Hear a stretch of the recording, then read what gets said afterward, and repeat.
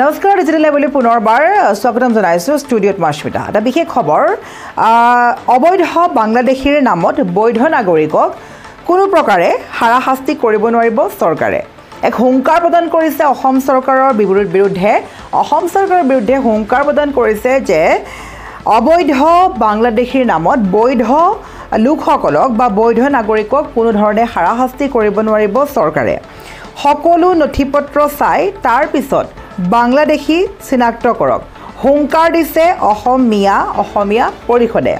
আমি এই সন্দৰ্ভত প্ৰত্যেকগৰাকী দৰ্শকক জনাই আছোঁ যেহেতু বাংলাদেশীক লৈ যেহেতু প্ৰসংগ উত্থাপিত হৈ আছে এই প্ৰসংগক লৈ এবাৰ অসমীয়া পৰিষদে হুংকাৰ দিছে ৰাজ্য চৰকাৰৰ বাবে তেওঁলোকে কৈছে যে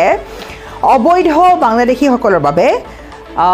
বা অবৈধ বাংলাদেশীৰ নামত বৈধ নাগৰিকক যদি কোনো ধৰণে হাৰাশাস্তি নকৰে ভালদৰে নথিপত্ৰ চাই বাংলাদেশী চিনাক্ত কৰক বুলি হুংকাৰ দিলে অসম পৰিষদে লগতে কৈছে তেওঁলোকে যে কংগ্ৰেছ চৰকাৰৰ দিনত NRC স্থগিত ৰাখিছিল বিজেপি চৰকাৰেও একেই পদ্ধতি লৈছে বুলি ৰাজ্য চৰকাৰৰ বিৰুদ্ধে এই ধৰণৰ হুংকাৰ আগবঢ়াইছে আৰু লগতে কৈছে এই মুহূৰ্তত আমাৰ হাতত যি খবৰ আছে এই খবৰ অনুযায়ী অসমীয়া পৰিষদে কৈছে যে প্ৰথমে NRC দিয়ক তাৰ পিছত যিমান অবৈধ বিদেশী আছে আমি সকলোৱে ওলাই এটাকৈ খেদিম বুলি কৈছে সবিশেষ খবৰ লৈ আহিছোঁ প্ৰত্যেকগৰাকী দৰ্শকৰ বাবে এই বিশেষ খবৰটো এবাৰ ৰাজ্য চৰকাৰলৈ হুংকাৰ আৰু এই হুংকাৰ হৈছে অসমীয়া পৰিষদৰ যে অবৈধ বাংলাদেশীৰ নামত বৈধ নাগৰিকক কৰিব নোৱাৰিব অসম চৰকাৰে হাৰাশাস্তি সকলো নথিপত্ৰ চাই তাৰ পিছত বাংলাদেশী চিনাক্ত কৰক বুলি দিলে হুংকাৰ কংগ্ৰেছ চৰকাৰৰ দিনত NRC স্থগিত ৰাখিছিল বিজেপি চৰকাৰে একেই পদ্ধতি লৈছে বুলিও হুংকাৰ দিছে প্ৰথমে NRC দিয়ক তাৰ পিছত যিমান অবৈধ বিদেশী আছে আমি সকলোৱে ওলাই এটাকৈ খেদিম বুলি কৈছে কিন্তু অবৈধ বাংলাদেশীৰ নামত বৈধ নাগৰিকক যাতে চৰকাৰে বাংলাদেশী বুলি হাৰাশাস্তি নিদিয়ে কোনোবাই ক'ব সকলো মুছলমান বাংলাদেশী সেয়া আমি নিন্দা জনাইছোঁ কিয়নো বিদেশীৰ কোনো ধৰ্ম নাই অসমত যাতে হিন্দু মুছলিমৰ মাজত ভেদাভেদ নহয় শান্তি শৃংখলা বজাই ৰাখিবলৈ আহ্বান জনাইছে অসমীয়া পৰিষদৰ নগাঁও জিলাৰ সাধাৰণ সম্পাদক ডক্টৰ আৰছাফুল আলমে আৰু এই সন্দৰ্ভত আমাৰ হাতত আহি পৰা যি খবৰ আমাৰ সাংবাদিকৰ হাতত আহি পৰিছে সেই বিশেষ মন্তব্য প্ৰথমে শুনি লওঁ আহক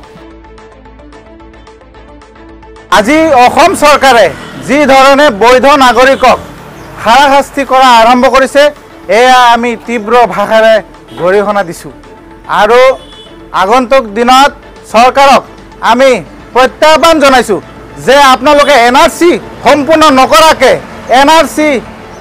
ঘৰে ঘৰে প্ৰদান নকৰাকে আপোনালোকে এজন বৈধ নাগৰিকক আপোনালোকে অত্যাচাৰ কৰিব নোৱাৰিব আৰু যদি উজনিক আপোনালোকে সন্তুষ্ট কৰিব বিচাৰে বা হিন্দু মুছলিম কৰি হিন্দুক সন্তুষ্টি কৰিব বিচাৰে মুছলমানক আপোনালোকে টাৰ্গেট কৰি মুছলমানক আপোনালোকে অত্যাচাৰ কৰি মুছলমানক আপোনালোকে আটক কৰি বিদেশী সজাই হিন্দুসকলক যি সন্তুষ্টি কৰিবলৈ আপোনালোকে অপচেষ্টা বা আপোনাৰ ষড়যন্ত্ৰৰ ৰাজনীতি আৰম্ভ কৰিছে সেয়া বন্ধ কৰিব লাগিব মই হিন্দু ভাইসকলক অনুৰোধ জনাইছোঁ আপোনালোকে এনে ধৰণৰ ৰাজনীতিক আপোনালোকে বহিষ্কাৰ কৰিব লাগে আমি চাব লাগিব বিগত দিনত কংগ্ৰেছ চৰকাৰে যি ধৰণে এই মানুহখিনিক আজি ভোটাৰ বনাই ৰাখিছিলে এইসকল কিন্তু ভাৰতৰ বৈধ নাগৰিক যদি এনে ধৰণে কংগ্ৰেছে নকৰিলেহেঁতেন তেতিয়া আজি বিজেপিয়ে এইটো সুবিধা নাপালে হয় এতিয়া বিজেপিয়ে একেই কংগ্ৰেছৰ দৰে ষড়যন্ত্ৰ আৰম্ভ কৰিছে গতিকে আমি হিন্দু মুছলিম উজনি নামনি সকলোৱে একেলগে এনে ধৰণৰ ৰাজনীতি আমি নিশ্চিত কৰিব লাগে